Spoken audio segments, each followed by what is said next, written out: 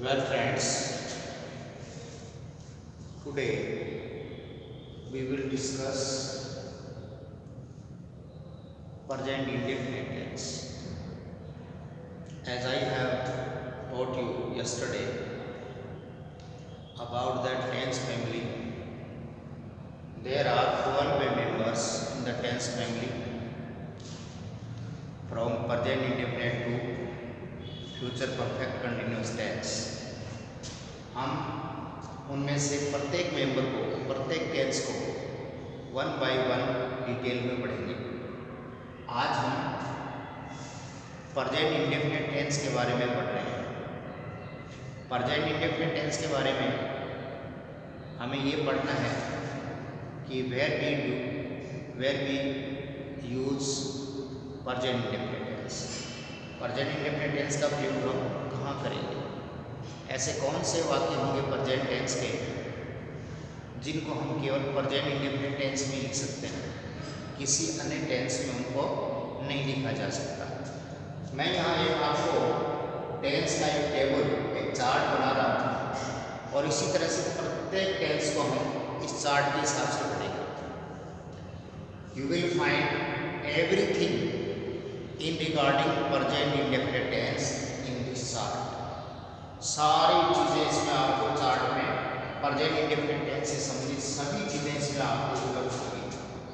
आपको किसी अन्य पुस्तक को प्रेजेंट इंडेफिनिट टेंस से संबंधित नियमों के लिए देखने की आवश्यकता नहीं है।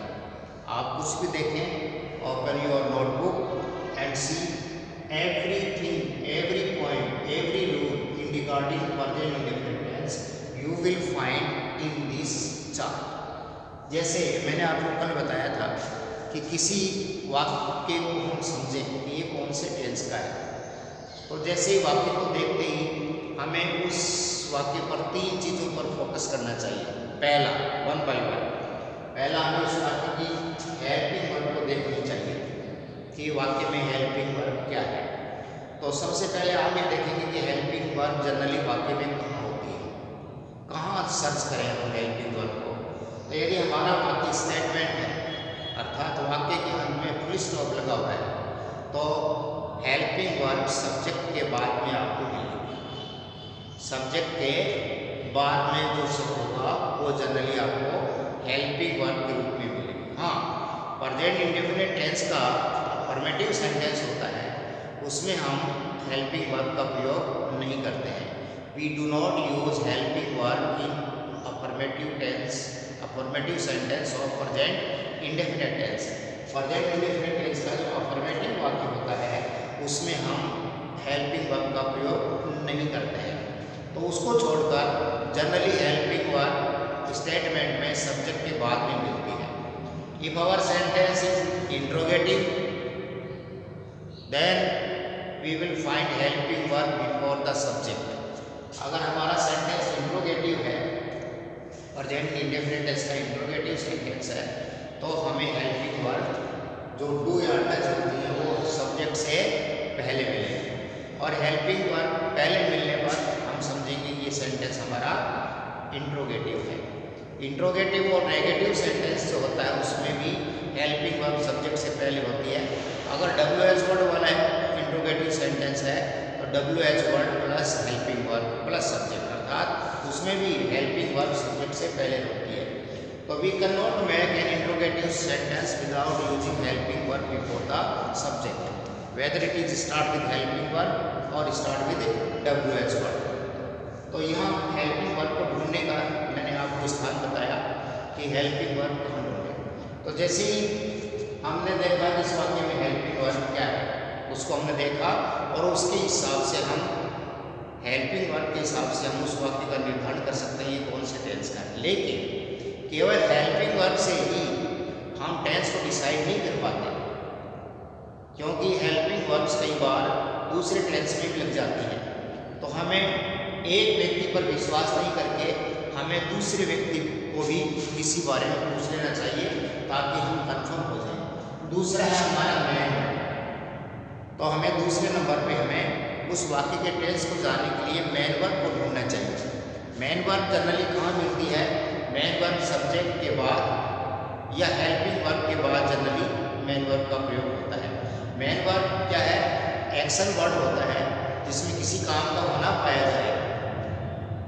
तो उस शब्द को हम देखें और फिर उसकी फॉर्म को देखें कि ये फर्स्ट फॉर्म है, सेकंड फॉर्म है, थर्ड फॉर्म है या आईएनजी वाली फॉर्म है या कौन सी फॉर्म है, उसकी मेन वर्ब की फॉर्म से हम उस टेंस को मालूम कर सकते हैं। यदि दोनों चीज़ें हमें मिल जाती हैं, हेल्पिंग वर्ब और मेन वर्ब, तो हम उस वाक्य के टेंस को अच्छी तरह से पहचान सकते हैं कि हमारा वाक्य कौन से टेंस का है। कई बार क्या होता है कि हेल्पिंग वर्ब वाक्य में होती ही नहीं है और मेन वर्ब जो है वो ब्रैकेट में, कोष्ठक में होती है, तो वो खुद कंफ्यूज होती है, वो सही फॉर्म नहीं होती है। तो फिर हम उस टेंस को कैसे मालूम करें कि वाक्य कौन से टेंस का है? क्योंकि हेल्पिंग वर्ब का स्पेस जो वो रिक्त होता है, खाली होता है। मेन वर्ब जो है वो कोष्ठक में होती है, ब्रैकेट में होती है। Then we go to that keyword, हम उस कीवर्ड को देखते हैं, बाद में एडवर्बियल्स को देखते हैं और एडवर्बियल्स को देखकर हम उस वाक्य के टेंस को निर्धारित कर लेते हैं कि हमारा वाक्य कौन से टेंस का है। क्योंकि हर एडवर्बियल जो है, हर कीवर्ड है, वो प्रत्येक अपने टेंस के अनुरूप प्रयुक्त होता है। कौन से टेंस में कौन सा एडवर्बियल, कौन सा कीवर्ड आएगा, ये हमें याद करना पड़ेगा और उसके हिसाब से हम उस वाक्य के टेंस को जान जाते हैं। तो मुख्य रूप से तीन चीज़ें हुई किसी वाक्य के टेंस को जानने के लिए। उस वाक्य में आई हुई हेल्पिंग वर्ब, उस वाक्य में प्रयोग की हुई मेन वर्ब और कीवर्ड। तो इन तीनों से हम किसी वाक्य के टेंस को अच्छी तरह से पहचान लेते हैं। अब हमें बशर्ते ये याद होना चाहिए कि कौन से टेंस की हेल्पिंग वर्ब कौन कौन सी है और कौन से टेंस की हेल्पिंग वर्ब कौन सी है। अर्थात हमें प्रत्येक टेंस की हेल्पिंग वर्ब्स आनी चाहिए और प्रत्येक टेंस का जो मेन वर्ब है उसका प्रयोग होना चाहिए। अर्थात कि कौन से टेंस में कौन सी मेन वर्ब का प्रयोग होता है। जैसे हम आज प्रेजेंट इंडेफिनिट टेंस पढ़ रहे हैं, तो आज हम प्रेजेंट इंडेफिनिट टेंस के हेल्पिंग वर्ब, मेन वर्ब और कीवर्ड्स के बारे में जानकारी प्राप्त करेंगे। जैसे मैंने पहले से ही आपको सुविधा के लिए इस बोर्ड पर ये चार्ट बना दिया है। जैसे हेल्पिंग वर्ब है डू और does. There are two helping verb for present indefinite tense, do and does. Do is used with singular subject, sorry plural subject. Do is used with plural subject, अर्थात बहुवचनकर्ता के साथ हम do का प्रयोग करेंगे। जैसे वी, यू, दे और I. I is not plural but first person होने के कारण इसके साथ भी हम डू का प्रयोग करते हैं। And more than one names, या एक से अधिक नाम होकर अगर वो प्लूरल बन जाता है तो उसके साथ में भी हम डू का प्रयोग करते हैं। तो we use do with plural subjects. अगर हमारा कर्ता, हमारा सब्जेक्ट प्लूरल है तो as a helping verb we use do. Does is used with singular subject. अगर हमारा सिंगुलर सब्जेक्ट है तो उसमें हेल्पिंग वर्ब के रूप में हम डज का प्रयोग करेंगे। जैसे ही, सी, इट और विद सिंगल नेम, या कोई एक नाम है या सिंगुलर नाउन या प्रोनाउन है तो उसके साथ हम डज का प्रयोग करते हैं। तो ये क्लियर बात हो गई कि do is used with plural subject and does is used with singular subject. उनके बाद हम डू या डज का प्रयोग करते हैं। तीसरा पॉइंट इसमें और आता है प्रेजेंट इंडेफिनिट टेंस में, helping verb is not used with affirmative sentence. जैसे कि चार प्रकार के सेंटेंस मैंने इससे पहले वाले वीडियो में आपको बताए थे कि अफर्मेटिव सेंटेंस, जिसको हम सिंपल सेंटेंस भी कहते हैं, negative sentence, interrogative sentence, interrogative and negative sentence. तो चार प्रकार के सेंटेंस हैं। इसमें प्रेजेंट इंडेफिनिट का जो अफर्मेटिव सेंटेंस होता है उसमें हम हेल्पिंग वर्ब का प्रयोग नहीं करते हैं, डायरेक्ट सब्जेक्ट के बाद में मेन वर्ब की फर्स्ट फॉर्म का प्रयोग ही करते हैं। तो ये एक बात तो हो गई कि we do not use helping verb with affirmative sentence. Affirmative sentence के साथ में हम हेल्पिंग वर्ब का प्रयोग नहीं करेंगे। अगला है हेल्पिंग वर्ब डू और does use with negative and interrogative sentence. अगर प्रेजेंट इंडेफिनिट टेंस का नेगेटिव या इंट्रोगेटिव सेंटेंस है तो उसमें हम हेल्पिंग वर्ब का प्रयोग करेंगे, अफर्मेटिव वाक्य में हेल्पिंग वर्ब का प्रयोग नहीं करेंगे। जैसे उदाहरण दिया मैंने, she writes a letter. She is singular subject और आगे हेल्पिंग वर्ब का प्रयोग नहीं कर रहे हैं क्योंकि इसमें कोई नकारात्मक शब्द नहीं है, नोट का इसमें कोई प्रश्न पूछा गया है, ये स्टेटमेंट है, सिंपल अफर्मेटिव सेंटेंस है, तो हेल्पिंग वर्ब नहीं है, यहाँ डायरेक्ट मैं वर्ब की फर्स्ट फॉर्म का प्रयोग किया गया है, सी राइट्स लेटर। और ये सिंगुलर सब्जेक्ट होने के कारण मैं वर्ब के साथ हम एस या एस नियमानुसार लगाते हैं। इसी तरह से दूसरा सेंटेंस है she does not write a letter, ये हमारा नेगेटिव सेंटेंस है, तो यहाँ हमने सी सिंगुलर सब्जेक्ट है और इसमें हमने सिंगुलर सब्जेक्ट के अनुसार हमने हेल्पिंग वर्ब डज का प्रयोग किया और नॉट। और फिर देखिए यहाँ राइट जो शब्द है ऊपर राइट्स था अफर्मेटिव सेंटेंस में, लेकिन जैसे ही डज का प्रयोग हो गया तो राइट्स के बदले में राइट शब्द का प्रयोग हमने किया। तो we do not use s या S with main verb when we use helping verb do और डज। जब डू और डज का प्रयोग हम कर देते हैं तो हेल्पिंग वर्ब मेन वर्ब के साथ एस या एस को हम हटा देते हैं। और इसी तरह से अगर हमारा इंट्रोगेटिव सेंटेंस भी हो तो भी उसमें भी हेल्पिंग वर्ब डज का प्रयोग हो गया है, इसलिए मेन वर्ब के साथ एस या एस का प्रयोग नहीं होगा, तो does she write a letter. तो यहाँ इस कॉलम में आपने क्या समझा, you understand all about the helping verb. इस चार्ट से आप प्रेजेंट इंडेफिनिट टेंस के बारे में, हेल्पिंग वर्ब के बारे में आपको प्रत्येक सूचना मिल गई है। What are the helping verbs of the present indefinite, do and does. Where do we use do, do is used with plural subject. Where do we use does, does is used with singular subject. और where we will not use do and does, if our sentence is affirmative, then we will not use do and does as a helping verb, because in affirmative sentence we do not use helping verbs। और इस तरह से ये देखिए आपका present indefinite tense के helping verbs का प्रयोग आप अच्छी तरह से, आपको किसी पुस्तक या किसी चीज़ को देखने की आवश्यकता नहीं है, you will find everything in regarding to the helping verb of present indefinite tense. Then come to the second point. दूसरा आधार हमारा क्या है, किसी वाक्य की टेंस को जानने के लिए form of the main verb, कि मेन वर्ब की फॉर्म कौन सी आई है, क्योंकि हम केवल एक हेल्पिंग वर्ब से उस टेंस को डिसाइड नहीं कर सकते कि ये निश्चित रूप से कौन सा टेंस है। उसमें helping verb plus main verb का कॉम्बिनेशन होना चाहिए, वो सही उसके अनुरूप होनी चाहिए। ये आगे सब्जेक्ट वर्ब एग्रीमेंट शब्द होगा उसमें आपको समझाएंगे, लेकिन यहाँ आप देखिए मेन वर्ब, तो प्रेजेंट इंडेफिनिट टेंस में मेन वर्ब की फर्स्ट फॉर्म का प्रयोग होता है, मेन वर्ब की फर्स्ट फॉर्म का प्रयोग होता है, first form of the main verb. लेकिन इसमें चीज का ध्यान दें आपको, if subject is singular we add S या एस और I S with main verb, with main. अगर हमारा सब्जेक्ट सिंगुलर है तो उसके साथ हम जो मेन वर्ब है उसके साथ एस या एस का प्रयोग करेंगे। जैसे सिंगुलर सब्जेक्ट है और राइट है तो राइट्स लिखा जाएगा, सिंगुलर सब्जेक्ट है प्ले है तो उसको हम प्लेज लिखेंगे। लेकिन प्लूरल सब्जेक्ट के साथ हम एस या एस का प्रयोग इसमें नहीं करेंगे। वी प्ले फुटबॉल और ही प्लेज फुटबॉल, क्योंकि ही जो है वो सिंगुलर सब्जेक्ट है इसलिए प्लेज शब्द का प्रयोग किया, और वी जो है वो प्लूरल सब्जेक्ट है इसलिए उसके साथ में हमने प्ले का प्रयोग किया। अर्थात सब्जेक्ट के अनुरूप ही हम मेन वर्ब का प्रयोग करेंगे। If our subject is singular then we will use singular verb, if our subject is plural then we will use plural verb. जब वर्ब के साथ एस या एस लग जाता है तो सिंगुलर वर्ब बन जाती है, और विदाउट एस या एस वर्ब होती है वो प्लूरल वर्ब होती है।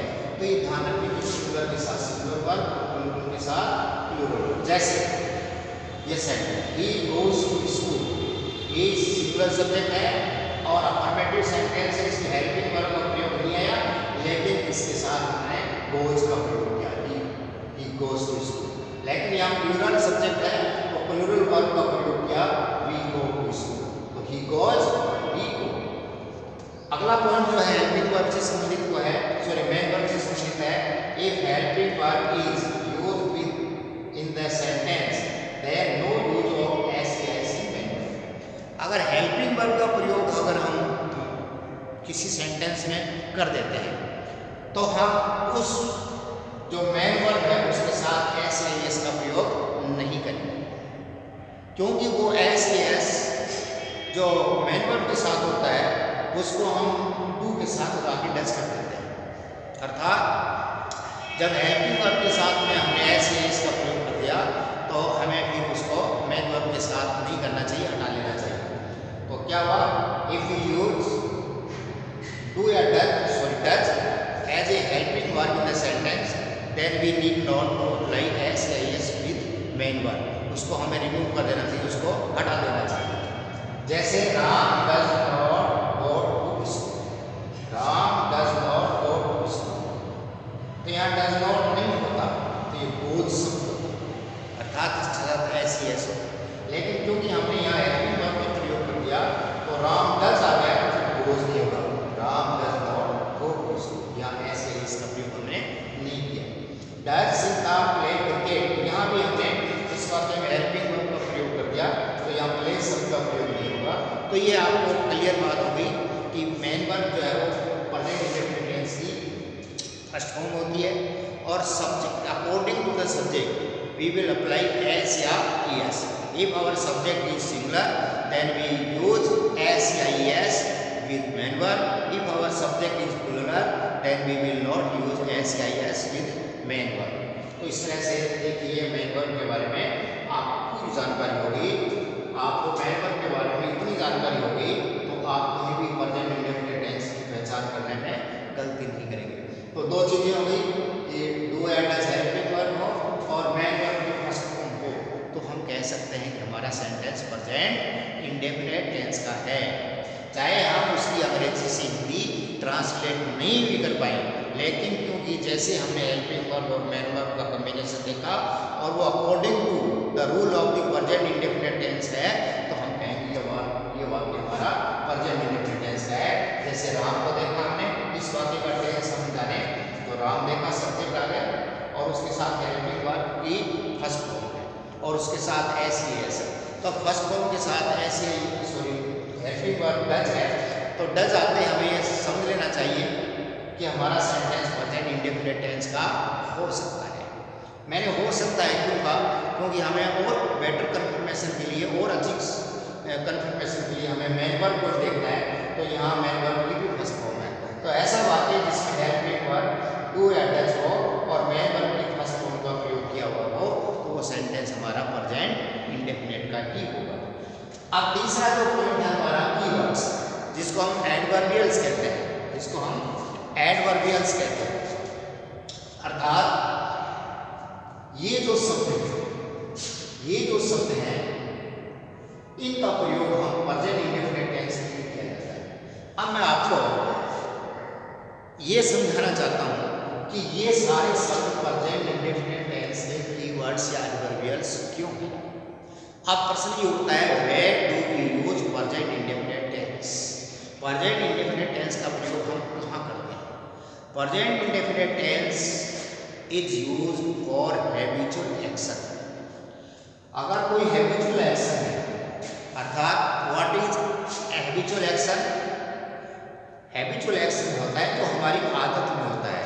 We do that work time and again, repeated work करते हैं, बार बार उस काम को करते हैं, तो वो हमारी हैबिट होती है। जिंदगी में एक बार किसी ने कोई काम कर लिया तो हम उसको हैबिट नहीं कहेंगे।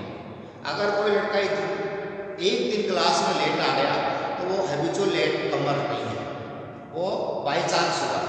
लेकिन जनरली कोई आदमी बार बार रिपीट करता है उसी बात को, तो उसको हैबिचुअल कहेंगे। कोई लड़का बार बार लेट आता है तो हम उसको कहेंगे ये लेट कमर, ये लेट आने वाला है। कोई व्यक्ति जिंदगी में एक बार झूठ बोल दिया तो हम उसको झूठा नहीं कहेंगे, उसकी हैबिट में झूठ बोलना नहीं है, लेकिन झूठ बोलने की प्रैक्टिस को बार बार करता है तो हम उसको झूठा कहेंगे। समझ में आया? तो हु इज द स्मोकर? धूम्रपान करने वाला कौन है? The man who smoke time and again, बार बार धूम्रपान करता है तो हम कहेंगे धूम्रपान करने वाला है, बीड़ी सिगरेट पीने वाला है। तो इस तरह से ये जो शब्द हैं ये उस व्यक्ति की हैबिट को बतलाते हैं। ये सारे शब्द को बतलाते हैं कि काम बार बार होता है, काम आदत से होता है, काम रूटीन से होता है। तो ये सारे शब्द जो ऐसी चीज़ें बतलाते हैं जो लगभग ये कार्य होने की आवृत्ति बतलाते हैं, बार बार होने की प्रवृत्ति बतलाते हैं, तो वो सारे शब्द जो हमारे वो प्रेजेंट इंडेफिनिट टेंस के कीवर्ड्स हैं। तो पहला पॉइंट है use of tense, where do we use present indefinite tense. और प्रेजेंट इंडेफिनिट टेंस का प्रयोग हम कहाँ करेंगे? Habitual action. A man who does the work time and again, वो हमेशा उस कार्य को बार बार करता है, उसकी आदत में होता है, तो हम उसके लिए हम कहेंगे कि ये हैबिचुअल एक्शन है। जैसे I go for a morning walk, तो ये बात मैं कब कह सकता हूँ, जब मैं हमेशा ये काम करता हूँ, हमेशा ये काम करता हूँ, ये मेरी हैबिट में है, इसलिए मैं आई गो फॉर ए वॉक कर सकता हूँ। कोई आदमी एक दिन 4 बजे किसी कार्ड से उठ गया, तो वो ये नहीं कह सकता कि मैं जल्दी उठने वाला व्यक्ति हूँ। एक व्यक्ति नियमित रूप से उठता है, my mother goes to temple, तो इसका मतलब है कि वो हमेशा मंदिर जाती है। Going to temple is in her habit, उसमें आप डेली या एवरीडे का प्रयोग करें तो ठीक है, नहीं भी करें तो इसका अर्थ यही होता है कि she generally goes to temple, ये लगभग मंदिर में जाती है। तो हैबिचुअल एक्शंस क्या होते हैं, जो किसी व्यक्ति की आदत में होते हैं, उस कार्य को बार बार किया जाता है, और ये सारे शब्द जो है वो इसी चीज़ को बतलाते हैं, इसलिए they are the keywords of the present indefinite. दूसरा जो पॉइंट है, where do we use present indefinite tense, we use present indefinite for universal truth. What are the universal truth? Universal truth वो होते हैं जो कभी झूठे नहीं होते हैं, जो परमानेंट होते रहे हैं, हो रहे हैं और होते भी रहेंगे। तो universal truth always written only and only in present indefinite. ये प्रेजेंट इंडेफिनिट की टेंस बता रहा हूँ। Where do we use present indefinite? We use present indefinite tense with habitual action and with universal truth. जैसे जो कार्य होता रहा है, हो रहा है, होता भी रहेगा, तो सार्वभौमिक शब्द है। जैसे the sun rises in the east, सूर्य पूर्व में उदय होता है, तो ये होता है, ये हैबिचुअल। और universal, the earth move round the sun, पृथ्वी सूर्य की चारों तरफ चक्कर लगाती है। अर्थात यूनिवर्सल ट्रूथ को अगर हम किसी अन्य टेंस में लिखते हैं तो वो गलत हो जाता है। जो जन्मता है वो मरता है, यही सत्य है। जो जन्मता था वो मरता था, इसका अर्थ ये हुआ कि पहले जो जन्मते थे वो मरते थे और आजकल जन्मने वाले नहीं मरते, ऐसा नहीं है। तो universal truth always written in present indefinite tense form. तीसरा है साइंटिफिक फैक्ट्स। कुछ साइंटिफिक फैक्ट्स होते हैं जो यूनिवर्सल होते हैं, जो कभी चेंज नहीं होते हैं, वो भी प्रेजेंट इंडेफिनिट टेंस में लिखे जाते हैं। And heading of the newspapers, generally हम न्यूज़पेपर्स की हेडिंग को देखते हैं, वो हेडिंग्स जो है वो भी प्रेजेंट इंडेफिनिट टेंस में लिखते हैं।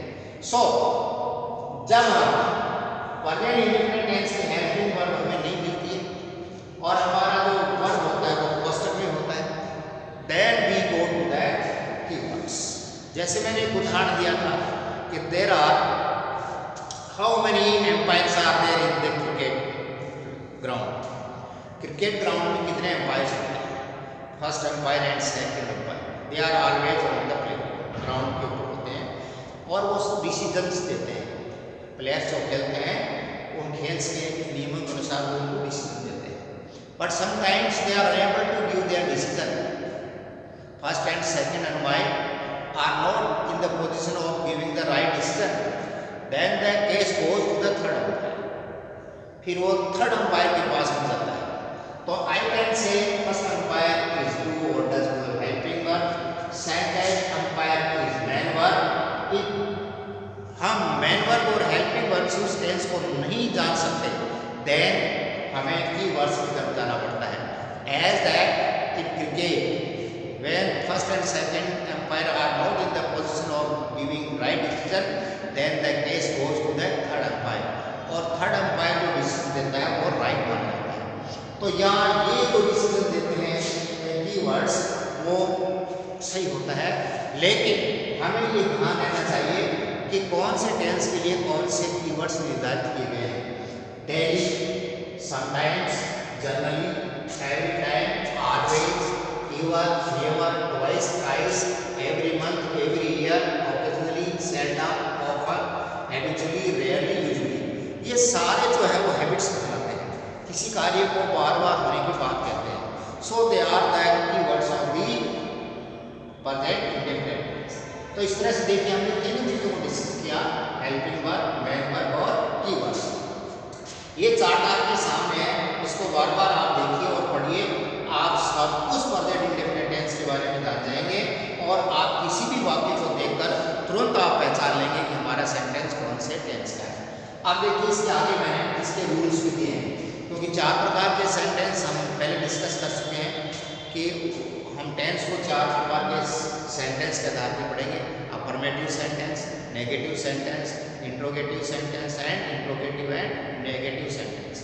किसी बात को हम 4 तरह से कह सकते हैं, in affirmative sense, negative sense, interrogative sense and interrogative और नेगेटिव सेंस। और पहले का मतलब है अफर्मेटिव। अफर्मेटिव में हम सब्जेक्ट लेंगे, फिर मेन वर्ब की फर्स्ट फॉर्म लेंगे और फिर आवश्यकता हो अगर सिंगल सब्जेक्ट हो तो उसमें एस अप्लाई करेंगे और ऑब्जेक्ट, इसमें मेन वर्ब हेल्पिंग वर्ब का प्रयोग हम नहीं करेंगे। In second word negative sentence, subject लेंगे और हेल्पिंग वर्ब, सब्जेक्ट के रूप को या डज में से कोई एक होगी और फिर नॉट और मेन वर्ब की फर्स्ट फॉर्म और ऑब्जेक्ट, इसके साथ एस या एस प्लस नहीं करेंगे क्योंकि हेल्पिंग वर्ब का प्रयोग इसमें हो गया है। तीसरा है interrogative sentence, helping verb subject से पहले होगी, सब्जेक्ट मेन वर्ब की फर्स्ट फॉर्म और ऑब्जेक्ट। इसी तरह से हेल्पिंग वर्ब सब्जेक्ट और नॉट और मेन वर्ब की फर्स्ट फॉर्म और ऑब्जेक्ट और पर्सन। तो इस तरह से देखिए मैंने एक सेंटेंस आपके एग्जाम्पल भी दिया है, सीता नीच से कब, अफर्मेटिव सेंटेंस हो गया। अब इस वाक्य को हम टेंस को पहचानेंगे तो इसी वाक्य को किस तरह से पहचानेंगे कि सबसे पहले हमने सब्जेक्ट को देखा और देखा कि हमारा सब्जेक्ट जो है सिंगुलर है। आगे हमें किसको देखना है, इस टेंस को जानने के लिए हमें हेल्पिंग वर्ब को ढूंढना है। What is the place of the helping verb, generally after subject. हमने यहाँ देखा और यहाँ मिल्क्स शब्द आया है, और मिल्क्स जो है वो हेल्पिंग वर्ब नहीं है, अर्थात इस वाक्य में हेल्पिंग वर्ब नहीं है, तो ये निश्चित हो जाएगा कि ये सेंटेंस हमारा प्रेजेंट इंडेफिनिट का अफर्मेटिव सेंटेंस हो सकता है। आगे हमने देखा कि सब्जेक्ट के बाद में मेन वर्ब की फर्स्ट फॉर्म एस है, तो ये कंफर्म हो गया कि हमारा सेंटेंस प्रेजेंट इंडेफिनिट टेंस का है, अफर्मेटिव सेंटेंस। दूसरा वाक्य हमने देखा सीता और आगे डज मिल गया हमें, तो डज जो है वो प्रेजेंट इंडेफिनिट टेंस का हेल्पिंग वर्ब होता है और डज से आएगा क्योंकि सीता सिंगुलर है। और फिर आगे देखा कि मेन वर्ब की फर्स्ट फॉर्म है, तो डू डज और मेन वर्ब की फर्स्ट फॉर्म होने पर हम कह देंगे कि हमारा सेंटेंस कौन सा है, प्रेजेंट इंडेफिनिट का नेगेटिव। और इसी तरह से इंट्रोगेटिव और नेगेटिव सेंटेंस को हम पहचान सकते हैं। लेकिन कई बार क्या होता है कि सेंटेंस हमारा अधूरा होता है जिसके अंदर हेल्पिंग वर्ब और मेन वर्ब जो है प्रॉपर्ली वर्क नहीं करती है और हम उनसे उस वाक्य के टेंस को नहीं पहचान पाते हैं, तो फिर हमें कीवर्ड्स को देखना पड़ेगा। जैसे उदाहरण दे रहा हूं आपको,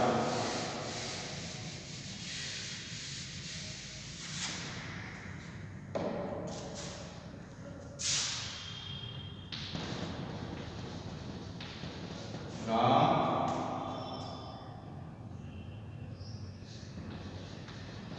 नॉट गो टू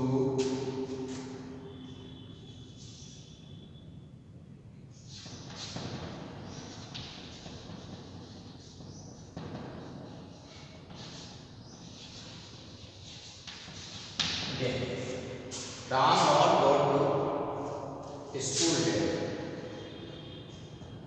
अब यहाँ देखेंगे हमें इस वाक्य के टेंस को पहचानना है, इस वाक्य के टेंस को हमें पहचानना है। तो सबसे पहले हम सब्जेक्ट को देखा, सब्जेक्ट हमारा क्या है, सिंगुलर। अब आगे हमें इस वाक्य के टेंस को पहचानने के लिए क्या लेना चाहिए, हेल्पिंग वर्ब ढूंढना चाहिए।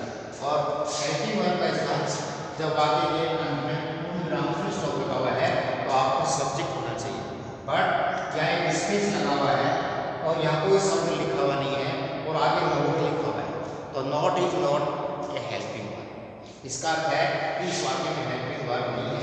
तो हमारा जो पहला शब्द था कि हम किसी वाक्य के टेंस को हेल्पिंग वर्ब से जान सकते हैं, वहाँ हमें हेल्पिंग वर्ब नहीं मिलती है और हम इस वाक्य के टेंस को नहीं पहचान पाए। Then we go to that second point, main verb. और मेन वर्ब को हमने देखा तो ये पहले से ही डाउन है, अर्थात जैसे क्रिकेट के मैच में जब थर्ड एम्पायर को केस जाता है तो एम्पायर एक इशारा करता है इस तरह से यू, तो देखिए यूँ करो, अर्थात ये second umpire means whenever he is also not in the position of telling us about the sentence, tense के बारे में ये भी नहीं बता सकते। तो अब हमें कहाँ जाना पड़ेगा, कीवर्ड्स पर जाना पड़ेगा। कीवर्ड्स क्या होते हैं, एडवर्बियल्स होते हैं, उनका प्रयोग वाक्य में कहाँ होता है, इनका प्रयोग हेल्पिंग वर्ब के बाद भी होता है, वाक्य के अंत में भी होता है। जैसे टाइम से संबंधित है वो generally in the end of the sentence होता है। तो अब हम जैसे हमने पार्ट्स ऑफ स्पीच पढ़े थे शुरू में, उनके हिसाब से भी हम इनको देख सकते हैं कि what is verb, Ram is noun, और go is verb, to is preposition, and school is again noun. तो what is Delhi, Delhi is an adverb, ये एडवर्बियल्स एक कीवर्ड, अर्थात राम ये कार्य नकारात्मक सेंस है, नेगेटिव सेंस है, ये दिल्ली नहीं करता है। किसी कार्य को डेली करना भी आदत होती है और डेली नहीं करना भी आदत होती है। तो यहाँ क्या हुआ कि डेली जो है ये डेली क्या बुलाता है, किसी कार्य की आवृत्ति बुलाता है, उसकी आदत बुलाता है। तो ये हैबिट बताने वाला शब्द जो है वो क्या हुआ, प्रेजेंट इंडेफिनिट कीवर्ड। तो अब हम इसके आधार पर थर्ड एम्पायर और कीवर्ड्स हमें कहता है कि ये सेंटेंस प्रेजेंट इंडेफिनिट टेंस का है, इसलिए हमें इसको करेक्ट करना पड़ेगा। तो यहाँ क्या हो जाएगा, अकेले नोट से कभी भी कोई वाक्य नेगेटिव नहीं बनता है। तो इसको हम लिखेंगे Ram does not go to